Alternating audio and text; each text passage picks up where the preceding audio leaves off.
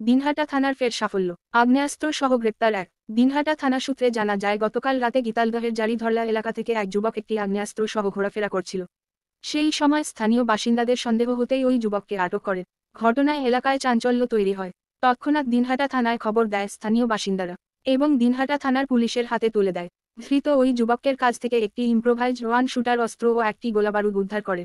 অভিযুক্তের নাম জাহাঙ্গীর আলম, বয়স আনুমানিক ২৬ বছর। পুলিশ সূত্রে আরও জানা গিয়েছে, ধৃত ওই যুবক গীতালদহ জারিধরলা এলাকার বাসিন্দা।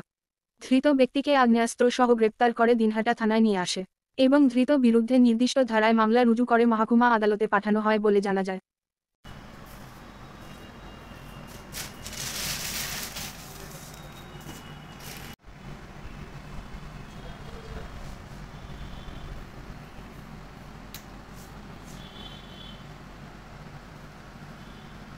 দিনহাটা থানার ফের সাফল্য। আগ্নেয়াস্ত্র সহ গ্রেপ্তার এক। দিনহাটা থানা সূত্রে জানা যায়, গতকাল রাতে গীতালদহের জারিধরলা এলাকা থেকে এক যুবক একটি আগ্নেয়াস্ত্র সহ ঘোরাফেরা করছিল।